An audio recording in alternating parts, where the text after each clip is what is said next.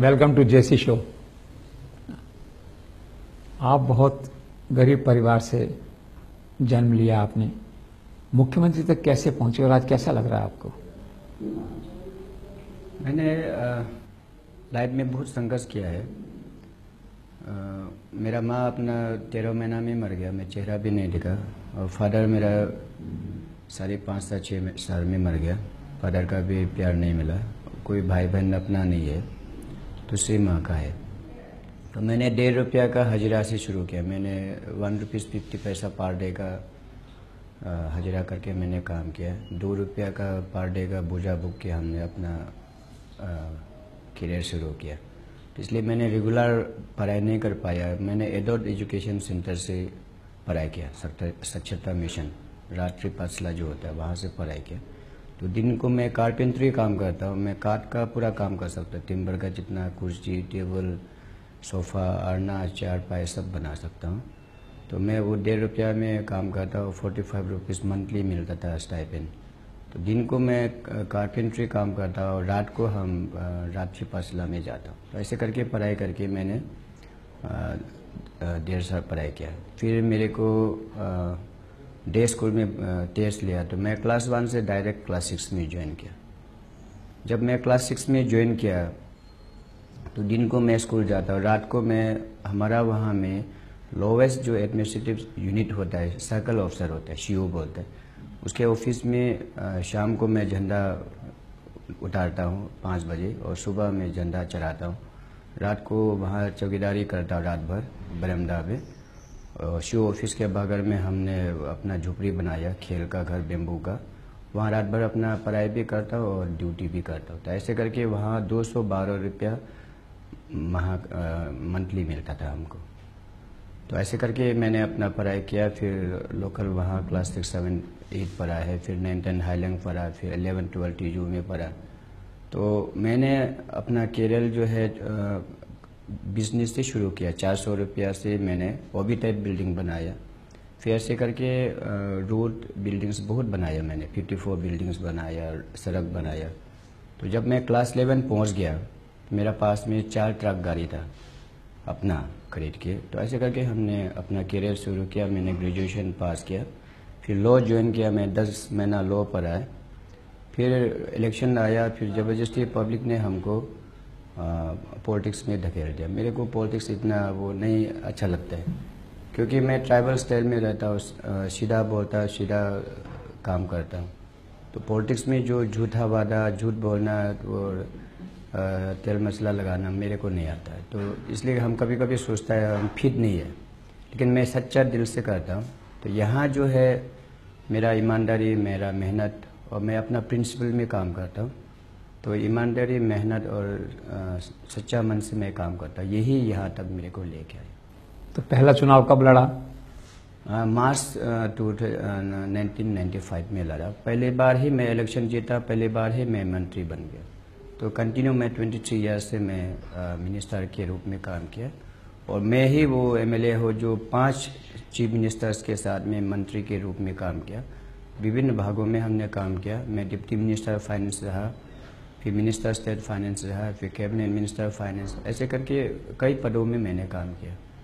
तो ये जो करियर था हमारा, करियर में कभी भी कोई दाग नहीं, कभी एलिगेशन नहीं, कभी करप्शन चार्जेस नहीं, कुछ नहीं। तो अपने करियर को हम क्लीन रख करके हम यहाँ तक अपना लक्ष्य को तय रखा है। तो कांग्रेस से डिफरेंसेस क्या हुए, क्यों छोड़ा कांग्रेस को? कांग्रेस से मेरा पर्सनल डिफरेंसेस कोई नहीं रहा। जो डिफरेंसेस का जो आप पूछ रहे हैं, हम लोग पार्टी से कोई डिफरेंस नहीं था, हम लोग लीडरशिप से था। जो हमारा CLP लीडर था, मिस्टर नाबम टोकी था, उनके नेतृत्व में पार्टी कोई भी खराब नहीं होता है, कोई भी अच्छा नहीं होता, क्योंकि पार्टी काम नहीं करते। पार्टी को नेतृत्व करने वाला अगर सोच गलत होगा, उसका विचार गलत होगा, उसका वे ऑफ फंक्शनिंग गलत होगा, तो पार्टी का नाम बदनाम होता है, तब पार्टी खराब होता है। तो हमारा वहाँ जो अभी डिफरेंसेस होने का मेन कारण था, 3 साल से ओवरड्राफ्ट में गया। 2013, 14, 14, 15, 15, 16 ओवरड्राफ्ट में गया। तो किस साहब का नेतृत्व में ओवरड्राफ्ट 581 करोड़ तक ओवरड्राफ्ट चला गया। आपका गवर्नमेंट एम्प्लॉयज़ लोग 3-4 महीना तक रेगुलर पेमेंट नहीं मिल रहा था। कॉन्ट्रेक्चुअल एम्प्लॉयज़ लोग 7-8 मंथ से दरमाहा नहीं मिल रहा था, स्टूडेंट का स्टाइपेंड 9 मंथ से नहीं मिल रहा था, और जो मार्जिनल कॉन्ट्रैक्टर होता है जो 200-300 2 लाख 3 लाख का जो कॉन्ट्रैक्टर है उनको पेमेंट नहीं मिल रहा था। उसके वजह से हमने मैंने मांग किया कि लीडरशिप चेंज होना चाहिए। मैंने सीएम से बात किया कि ये गलत तरीका से चल रहा है। असेंबली में मैंने इशू उठाया, नहीं सुनवाई होगा। उसके बाद कैबिनेट में इशू उठाया, नहीं सुनवाई हुआ। फिर हम सीएलपी में इशू उठाया, तब भी नहीं सुनवाई हुआ। तो हम दिल्ली में आए। दिल्ली में मैं 14 महीना बैठा, लेकिन उसको सोल्यूशन को, प्रॉब्लम को रिजॉल्व करने के बजाय हमको मिनिस्ट्री से ड्रॉप किया है। तो मिनिस्ट्री से ड्रॉप किया, मेरे को कोई दुख नहीं, लेकिन पार्टी से निकला मेरे को। तो पार्टी से निकलने का कोई मतलब नहीं होता है। इनर डेमोक्रेसी तो सब पार्टी में रहता है। तो पार्टी में जब गलत हो रहा है तो पार्टी का अंडर तो उसको इशू को रेस कर सकता है, लेकिन वो भी छूट नहीं था। तो मेरे को पार्टी से निकला है। तो पार्टी से निकलने के बाद मैंने लोअर कोर्ट में गया, मेरे को स्टे मिला। ये लोग हाई कोर्ट में चला गया, मैंने फिर फाइट किया, हाई कोर्ट से भी हम जीत गया। उसके बाद डबल बेंच में गया, मैं डबल बेंच से भी जीत गया। 3 बार हाई कोर्ट स्टे लेके मैं कांग्रेस में रहा, नंबर 1। उसके बाद हम लोग जब यहाँ आया तो मैडम से नहीं मिल पाया, राहुल जी से नहीं मिल पाया। तो हम लोग ने, जो स्पीकर ने 2 कलीग को अनसीटेड कर दिया। तो हम लोग ने डिमांड किया कि स्पीकर का रिमूवर चाहिए और सीएलपी का चेंज चाहिए। तो 16-17 को असेंबली हुआ है। हाउस में मेरे को इलेक्ट किया लीडर ऑफ द हाउस। पूरा कांग्रेस, बीजेपी, इंडिपेंडेंट सब ने मिलके यूनानिमसली हमको लीडर ऑफ द हाउस चुना गया कंपोजिट फ्लोर टेस्ट में। वो हाउस में जीतने के बाद मैं जब बाहर निकला तो प्रेस वालों ने मेरे को सवाल किया कि पुल साहब आप किस पार्टी का सरकार बनोगे। मैं कांग्रेसी लीडर हूँ, कांग्रेस का सरकार बनूंगा। मेरा पहले स्टेटमेंट मीडिया में पब्लिकली। उसके बाद वो लोग कोर्ट में चला गया गुवाहाटी। तो गुवाहाटी जब आया, गुवाहाटी कोर्ट केस जीतने के बाद फिर मैं प्रेस कॉन्फ्रेंस किया गुवाहाटी में। मीडिया वाला ने फिर मेरे को पूछा कि आप किस पार्टी से सरकार बनाओगे। मैं तो कांग्रेसी लीडर, मैं कांग्रेस का सरकार बनाऊंगा दूसरा बार। उसके बाद जब हम दिल्ली आया, दिल्ली में प्रेस कॉन्फ्रेंस किया, यहाँ भी पूछा कि किस पार्टी से सरकार बनाओगे। फिर हमने बोला कि हम तो कांग्रेस लीडर है, इसमें बीजेपी का कोई लेना देना नहीं है, केवल हमको लीडरशिप चेंज चाहिए तीसरा बार। उसके बाद जब नहीं सुनवाई हुआ तो हम लोग वापस गया। हम लोग जो अभी गवर्नमेंट जो बनाया वो गुवाहाटी हाई कोर्ट को बेस करके नहीं बनाया, सुप्रीम कोर्ट को बेस करके नहीं बनाया। 16-17 दिसंबर का जो सेशन था उसको भी बेस करके नहीं बनाया। हम लोग ने 19 फरवरी को फ्रेश 32 मेंबर्स गवर्नर के सामने पैरेड करके हमने गवर्नमेंट फॉर्म किया। तो उस बेसिस में गवर्नर ने हमको इनवाइट किया गवर्नमेंट ओट लेने के लिए, गवर्नमेंट बनाने के लिए। उसके बाद जब हम ओट लिया तो फिर हमको प्रेस वाला ने पूछा आप क्या सरकार बनाओगे। मैं बोला मैं कांग्रेस लीडर हूँ, कांग्रेस का सरकार बनाऊंगा। तो सारा प्लेटफॉर्म में सारा जितना भी जो ओकेजन्स मिला मैंने बराबर बता दे दिया। तो जब 19 फरवरी को जब गवर्नमेंट बना है, गवर्नर ने हम लोग को गवर्नमेंट बनाने के लिए इनवाइट किया है और 10 डेज का टाइम दिया हमको फ्लोर टेस्ट करने के लिए। मैंने फिर 10 डेज के अंदर में, हमें 7 दिन का अंदर में मैंने फ्लोर टेस्ट कराया। फिर दोबारा से हम लोग ने भारी मात्रा से हम लोग जीत के आया, 43 बूथ से जीत के हम लोग में गवर्नमेंट बनाया। तो शुरुआत में कांग्रेस के अंदर में थोड़ा कम था, लेकिन बाद में 30 मेंबर हो गया मेरा, सीएलपी बन गया, मैं फॉर्मली सीएलपी बन गया। तो सीएलपी बनाने का तो लेजिस्लेचर पार्टी लीडर्स का होता है, एमएलएस का ये होता है, पावर होता है मीटिंग करके। वो कांग्रेस का कॉन्स्टिट्यूशन में भी नहीं लिखा है, कॉन्स्टिट्यूशन बुक में भी नहीं लिखा है कि हाईकमान से इलेक्ट होना है। तो वो करके जब हम इलेक्ट हो गया, उसको बोलता है हम इसको नहीं मानते हैं। उसके बाद जब हाउस में जब फ्लोर टेस्ट के लिए हुआ तो जो लीडर ऑफ द हाउस होता है, पार्टी का जो लीडर होता है, वो चीफ व्हिप अपॉइंट करता है। तो हमने पेमा खांडू साहब को चीफ व्हिप अपॉइंट किया। उसको नहीं मान के दिल्ली से नारायण स्वामी के नाम से एक चिट्ठी आया, सच्चा है ना झूठा है मालूम नहीं था, फर्जी है या सच्चा है। तो वो दूसरा और राजेश टाचो को चीफ व्हिप बना के पैरेलल किया, पैरेलल वे में उसने किया। तो जो सिस्टम में नहीं है वो हट के किया। इसी वजह से हम लोग ने कांग्रेस को छोड़ना पड़ा। हम लोग ने कांग्रेस को नहीं छोड़ा है, उन्होंने ही गवर्नमेंट बनने के बाद भी, CLP बनने के बाद भी, हाउस में इलेक्ट होने के बाद, और उसके बाद फ्लोर टेस्ट जीतने के बाद भी इन्होंने बोला कि ये हमारा लीडर नहीं है, तो हम अपना पार्टी बनाया। तो बीजेपी ने आपको नहीं तोड़ा कांग्रेस से, बीजेपी का कोई रोल नहीं था? बीजेपी का इसमें कहीं रोल नहीं था, ये हमारा एंड्रोनी फाइट था, कांग्रेस का ही फाइट था, बीजेपी का कोई रोल था ही नहीं। क्योंकि अभी 2/3 के अंदर, जो अभी 10 शेड्यूल के अंदर में, इसमें दूसरा पार्टी का दखल नहीं हो सकता है। अपना पार्टी का अंदर में जब 2/3 होगा तभी चेंज कर सकता है। और इनर डेमोक्रेसी के हिसाब से तो विद इन पार्टी में जो डिफरेंसेस होता है उसको तो डिस्कशन करना होता है, लेकिन सुनवाई नहीं होता है। तो कांग्रेस का जो मेरे मानना ये है कि इनको केवल कमजोर लीडर चाहिए, जो मैंने ज़्यादा उनको पूजा करेगा करप्शन करके, उनका वो लीडर चाहिए, तो वो हमको मंजूर नहीं है। उत्तराखंड अरुणाचल में क्या फर्क है? लोग कहते हैं दोनों एक जैसे थे। उत्तराखंड का इशू अलग है, वो उनका पॉलिटिकल इशू होगा। हमारा तो इशू बेस्ड है। करप्शन लेवल इतना ज़्यादा हो गया कि लोगों को दरमा तक नहीं मिल सका, लोगों को स्टाइपेंड नहीं मिला, कितना स्टूडेंट ड्रॉप आउट हो गया, और मार्जिनल कॉन्ट्रैक्टर्स को पेमेंट नहीं हुआ कंटिन्यूसली 3 इयर्स। तो कंटिन्यू ओवरड्राफ्ट होने के वजह ही हम लोग ने चेंज डिमांड किया, क्योंकि हम भी लीडर है, हम भी जवाबदारी है। तो कोई सरकार, कोई लीडर अगर गलत करेगा तो पब्लिक को सेवा नहीं मिल सकता है, डेवलपमेंट नहीं हो सकता है। वो हम लोग ने कंसेंसस डिसाइड करके हम लोग ने फाइट किया। 2 साल का कार्यकाल पूरा कर लिया है नरेंद्र मोदी सरकार ने। आप कैसे देखते हैं प्राइम मिनिस्टर, कैसा प्राइम मिनिस्टर है नरेंद्र मोदी? अभी ऑनरेबल प्राइम मिनिस्टर ने स्पेसिफिक इंस्ट्रक्शंस दिया हुआ है एवरी मिनिस्ट्री को, एवरी मिनिस्टर्स को, सेक्रेटरी को, डायरेक्टर को, एवरी फोर्टनाइटली नॉर्थ ईस्ट में जाना है। हिली स्टेट्स में हिमाचल हो गया, जम्मू कश्मीर हो गया, नॉर्थ ईस्टर्न स्टेट्स हो गया। अभी हर महीना 3-4 मिनिस्टर्स आता है, सेक्रेटरीज आता है और बोलता है कि क्या करना है, अरुणाचल को क्या डेवलपमेंट करना है, यहाँ का प्रायोरिटी क्या है, नॉर्थ ईस्ट में क्या करना चाहिए, वहाँ आके पूछता है। अभी सेक्रेटरीज आता है, कमिश्नर्स आता, आपका डायरेक्टर्स आता है, मिनिस्टर्स आता है, एवरी मंथ आता है। तो अभी में और पहले में बहुत फर्क है।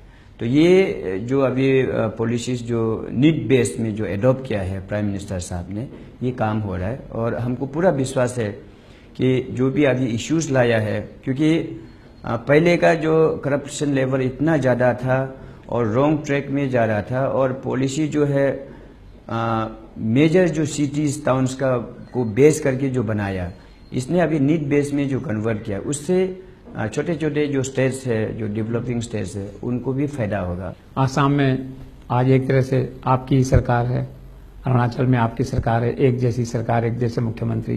तो जो बॉर्डर डिस्प्यूट है 2 स्टेट्स का, सुलझा लेंगे इसको इस बार? इसको मेरा पूरा विश्वास है, बॉर्डर जो इश्यूज है उसको हम लोग म्यूचुअली हम लोग सुलझा लेंगे। और ये पहले भी कांग्रेस सरकार असम में भी थे और अरुणाचल में भी थे, लेकिन उस समय केवल हाई फाई बड़े बड़े बातें करता था, जो ग्राउंड रियलिटी, जो ग्राउंड का इश्यूज है उसको बात नहीं करता था। तो मैं अभी जैसे ही गवर्नमेंट वहाँ फॉर्म हुआ, मैं वहाँ का चीफ मिनिस्टर साहब से, सर्बानंद जी से मैं मिला, वहाँ का जितने भी नया जो मिनिस्टर्स इंडक्ट हुआ मैं उनको पर्सनली मिला, डिस्कस किया है इश्यूज़ पे। उसके बाद मैं एक्सलेंसी गवर्नर असम को भी मिला, और जितना भी वहाँ का जो NGOs वगैरह है, जो स्टूडेंट ऑर्गेनाइजेशन है, मैं उनसे भी मिला, बात कर रहा हूँ। हाइड्रो इलेक्ट्रिक पावर के लिए क्या कर रहे हैं? 87,000 मेगावाट का कोई टारगेट है आपका? हाइड्रो प्रोजेक्ट जो अभी तक जितना भी जो अलॉटमेंट हुआ है उसमें स्टेट गवर्नमेंट की तरफ से कोई प्रॉब्लम नहीं है। गवर्नमेंट ऑफ इंडिया जैसे ऑनरेबल प्राइम मिनिस्टर का जो विजन है कि 2022 में हर घर में, हर परिवार में बिजली मिलना चाहिए, तो उसको हम वेलकम करता है, हम सपोर्ट करता है। और पोटेंशियल जो है पूरा कंट्री का नीड को, रिक्वायरमेंट को पूरा करने के लिए अरुणाचल में ही पोटेंशियल है। 1/3 जो कंट्री का पोटेंशियल अरुणाचल में है, लेकिन हमारे रिसोर्स नहीं होने के वजह से वो पोटेंशियल को टैप नहीं कर पाए। अभी सेकेंड जो है, जैसे गवर्नमेंट ऑफ इंडिया भूटान में इन्वेस्ट कर रहा है, नेपाल में इन्वेस्ट कर रहा है, फॉरेन कंट्रीज में सक्सेसफुली इन्वेस्ट कर रहा है, हमारा अपना पोटेंशियल को तो टैप करना चाहिए। तो इसलिए हमारा गवर्नमेंट ऑफ इंडिया से भी रिक्वेस्ट है कि इसको सिंगल विंडो सिस्टम करके क्लियरेंसेस को थोड़ा फास्ट करें। जो वहाँ जो अभी जो इशू आ रहा है, जैसे चाइना में भी बना है, हम लोग का ये कंसेप्ट है कि हम अगर अपना जो पोटेंशियल है उसको हम टैप नहीं करेंगे, चाइना डाइवर्ट भी कर सकते हैं। तो उसको करने के लिए पहले हमको काम करना पड़ेगा। अरुणाचल पे जो चाइना की थ्रेट है उसको देखते हुए आपने एक बार कहा था कारगिल हो सकता है ये, उसका क्या मतलब है? उसका मेरा कहने का तात्पर्य ये था कि अरुणाचल जैसे जम्मू कश्मीर है और आपका सिक्किम है, तो वहाँ जो एलएसी है वो डिफाइंड एलएसी नहीं है, हिल है, हिली टेरेन है, वहाँ में ये ही पॉइंट बॉर्डर है ऐसा नहीं है। तो वहाँ से भी पेट्रोलिंग आता है, हमारा यहाँ से भी पेट्रोलिंग जाता है, जो आर्मी के है, आईटीबीपी है और एसआईबी के लोग हैं जो इंटेलिजेंस लोग, तो वहाँ में गाड़ी नहीं जाते हैं। जो लास्ट एडमिनिस्ट्रेटिव सेंटर है जैसे हमारा है छगलगम, लास्ट एडमिनिस्ट्रेटिव सेंटर शो रहता है, वहाँ पे आर्मी का लास्ट यूनिट है, वहाँ से ये लोग पेट्रोलिंग नहीं जाता है। 8 डेज का फुट मार्च है, पैदल चलता है वो लोग, 8 डेज का 9 डेज का फुट मार्च होता है। कई बार ऐसा होता है वहाँ सस्पेंशन ब्रिज है, रिवर्स रिवलेट्स है, तो वहाँ पे फुट सस्पेंशन पक्का ब्रिज तो है ही नहीं, वहाँ सिंगल और 1 मीटर का वो भेली ब्रिज होता है। तो वहाँ बेम्बू का ब्रिज होता है, टिम्बर का ब्रिज होता है, उसका लाइफ हार्डली 7 मंथ्स 6 मंथ, क्योंकि जंगल है वहाँ पे, सनराइज प्रॉपरली नहीं मिलता तो उसका लाइफ भी नहीं मिल पाता है। तो बनाने से भी वो 8-9 महीना में फिर वो खराब हो जाता है।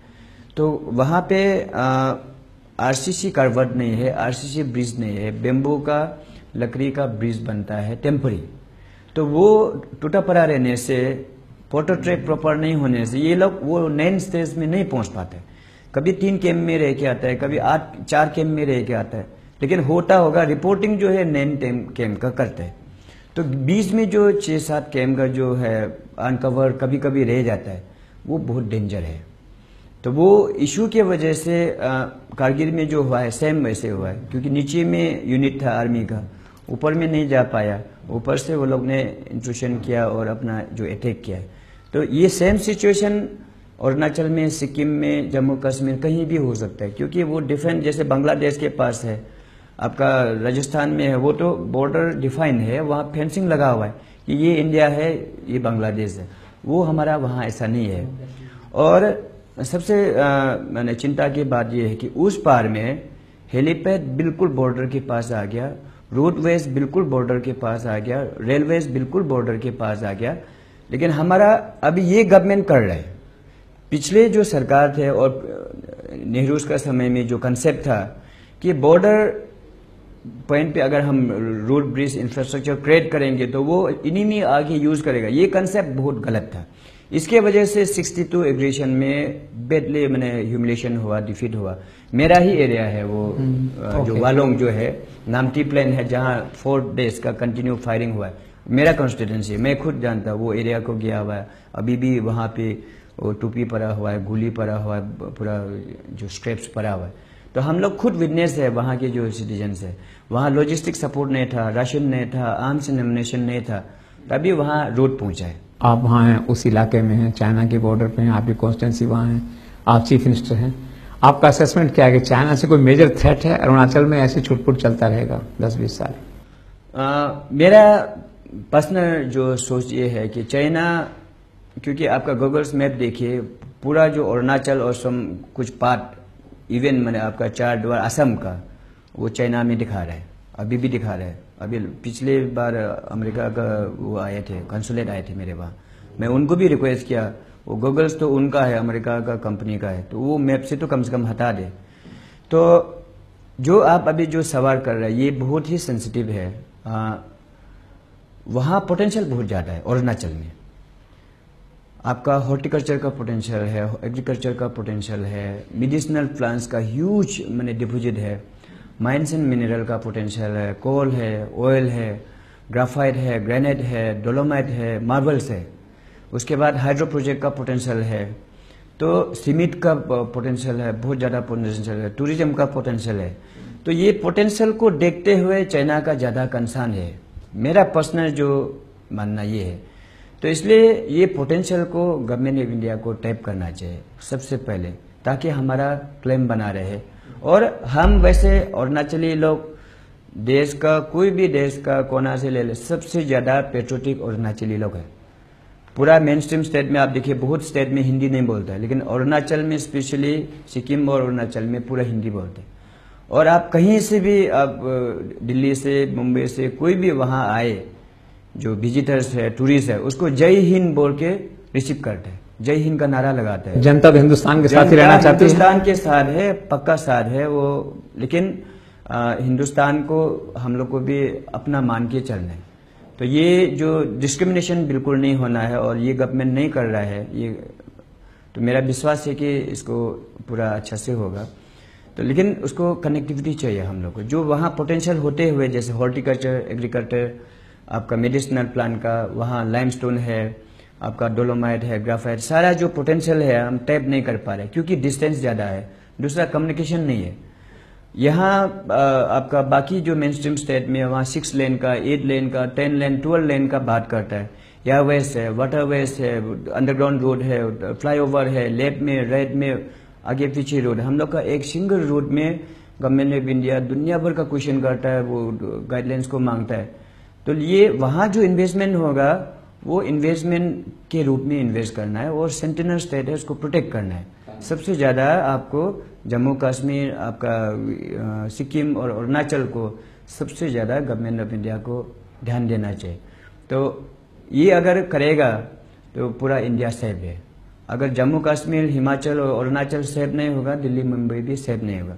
तो इसलिए पूरा देश को मैंने पूरा हम लोग को साथ देना चाहिए और सपोर्ट करना चाहिए। Thank you so much, best of luck. Thank you, best of luck.